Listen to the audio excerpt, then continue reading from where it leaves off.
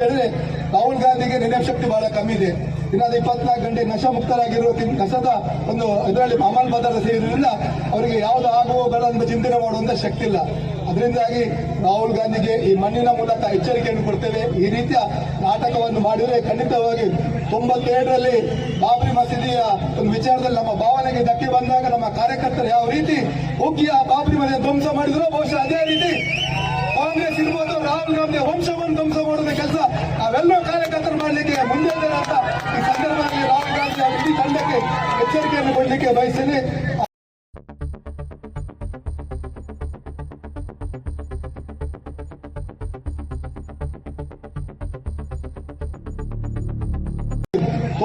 ರಲ್ಲಿ ಬಾಬ್ರಿ ಮಸೀದಿಯ ಒಂದು ವಿಚಾರದಲ್ಲಿ ನಮ್ಮ ಭಾವನೆಗೆ ಧಕ್ಕೆ ಬಂದಾಗ ನಮ್ಮ ಕಾರ್ಯಕರ್ತರು ಯಾವ ರೀತಿ ಹೋಗಿ ಆ ಬಾಬ್ರಿ ಮಸೀದಿ ಧ್ವಂಸ ಮಾಡಿದ್ರು, ಬಹುಶಃ ಅದೇ ರೀತಿ ಕಾಂಗ್ರೆಸ್ ಇರ್ಬೋದು ರಾಹುಲ್ ಗಾಂಧಿ ವಂಶವನ್ನು ಧ್ವಂಸ ಮಾಡುವ ಕೆಲಸ ನಾವೆಲ್ಲರೂ ಕಾರ್ಯಕರ್ತರು ಮಾಡಲಿಕ್ಕೆ ಮುಂದೆ ಅಂತ ಈ ಸಂದರ್ಭದಲ್ಲಿ ರಾಹುಲ್ ಗಾಂಧಿ ಅವರ ಇಡೀ ತಂಡಕ್ಕೆ ಎಚ್ಚರಿಕೆಯನ್ನು ಕೊಡಲಿಕ್ಕೆ ಬಯಸ್ತೇನೆ.